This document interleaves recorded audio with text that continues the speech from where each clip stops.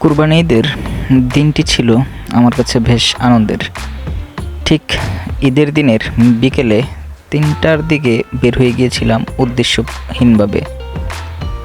তারপর ৩০০ ফিট, সেখান থেকে কিছুক্ষণ চায়ের আড্ডা শেষে সেখান থেকে আবার উদ্দেশ্যহীনভাবে বেরিয়ে গেলাম। বিকেলের সূর্যাস্তটা বেশ ভালো লাগছিল।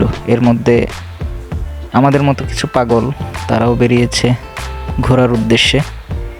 এগুলো দেখতে দেখতেই যাচ্ছিলাম।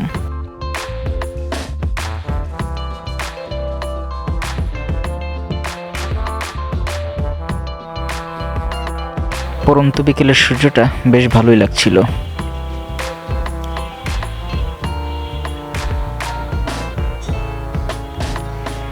তিনশো ফিটের ঠিক ভিতর দিয়ে এসে বসুন্ধরা সিটিতে প্রবেশ করলাম। এখানে কিছু কাছের মানুষের সাথে দেখা করলাম, যদিও কারণবশত তাদেরকে ভিডিওতে আনা হয়নি।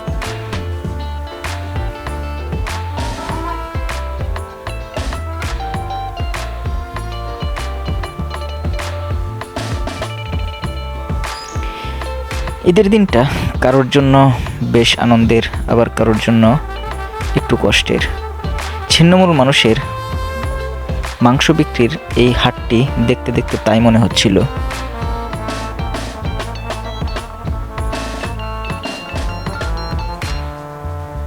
কিছুটা এগিয়ে এসে রামপুরা ঠিক টিভি ভবনের সামনে চলে আসলাম। এদিক থেকেই আমরা চলে যাব হাতির ঝিল।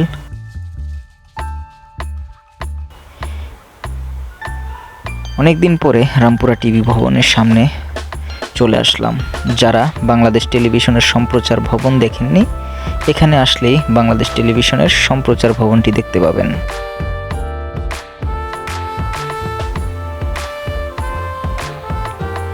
হাতির ঝিলে কিছুটা সময় কাটালাম, বেশ ভালোই লাগছিল। এখান থেকে সন্ধে হওয়ার পর আমরা আবার রওনা দিলাম। দেখতে দেখতে অন্ধকার নেমে এসেছিল, তার মধ্যে দিয়ে আমরা ছুটে চলেছি। উদ্দেশ্যহীনভাবে সারাটা দিন শুধু ছোটাছুটির মধ্যেই ছিলাম। রাত বাজে তখন ঠিক 8টা কি 8:30। আমরা বনানীতে আছি। এখান থেকেই আমরা চলে যাচ্ছি এয়ারপোর্টের দিকে।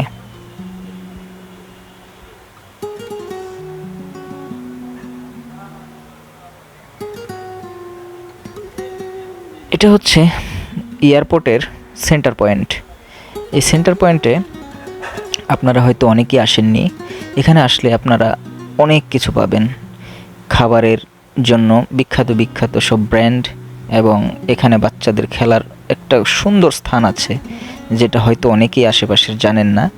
এখানে আসলে আপনাদের বাচ্চাদেরকে ভালো একটা পরিবেশে খেলাধুলা করাতে পারবেন।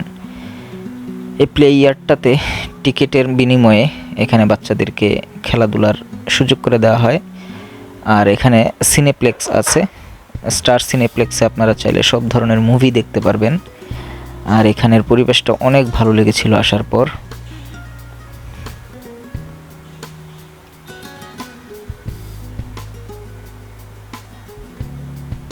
এখানে বিখ্যাত ব্র্যান্ডের ফাস্টফুডের সকল দোকানপাটি এখানে আছে।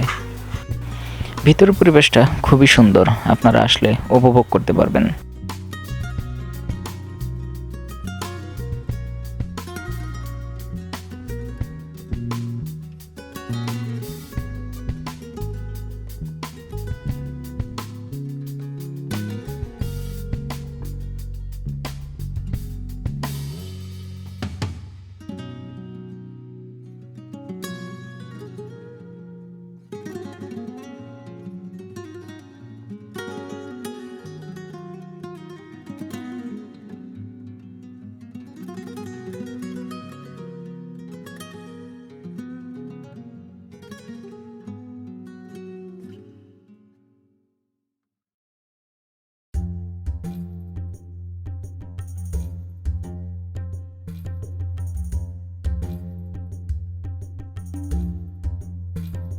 এখানে যদিও আমরা সস্তা মূল্যে কিছু খাবার খাবো,